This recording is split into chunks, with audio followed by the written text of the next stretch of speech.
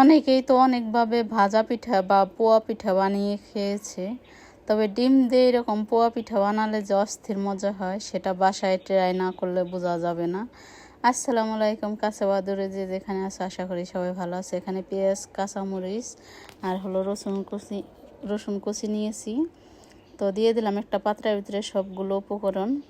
দিয়ে দিচ্ছি 1 চামচ কালো জিরা, স্বাদ মতো নুন দিয়ে এখন একদম মাখা ঝাঁকা করে নিতে হবে ভালো মতো। আর পেস্টটা একদম ঝুরি ঝুরি কুচি কুচি করে কেটে নিতে হবে, আনালে কিন্তু পোয়া পিঠাটা ভালো মতো হবে না।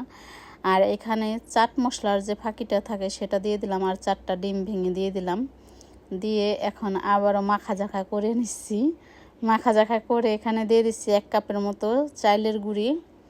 এখন আবারও এটাকে মাখা ঝাঁকা করে মিশিয়ে নিতে হবে।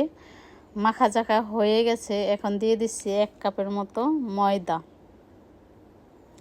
ময়দাটা দেওয়ার পরেও আবার মাখা ঝাঁকা করতে হবে। আর ওই ফাঁকে আমি একটু পানি কুসুম গরম করে নিয়েছি, তো ভালো করে মাখা ঝাঁকা করে নিতে হবে।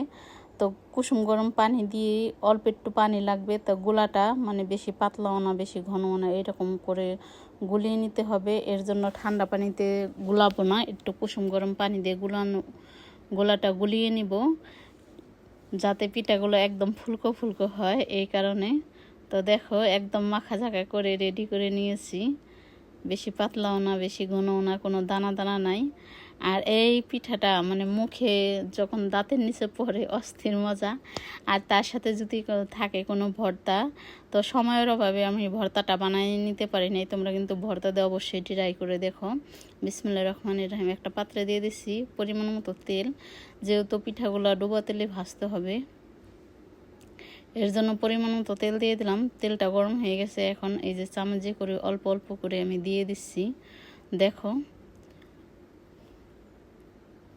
আর কোনো কিছু পাইলাম না, তাই একটা চাক্কু দিয়ে সুন্দর করে আমি ঘুরিয়ে ফিরিয়ে নিয়ে নিচ্ছি।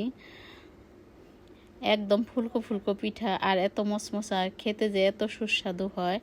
তবে আমি তো ভর্তা বানিয়ে খেতে পারিনি, তবে তোমরা ভর্তা বানিয়ে খেয়ে নিও। কিন্তু আমরা মুরগির গোশের ঝোল ছিল, সেই ঝোলটা দিয়ে আজকে পিঠাটা বানিয়ে খেলাম।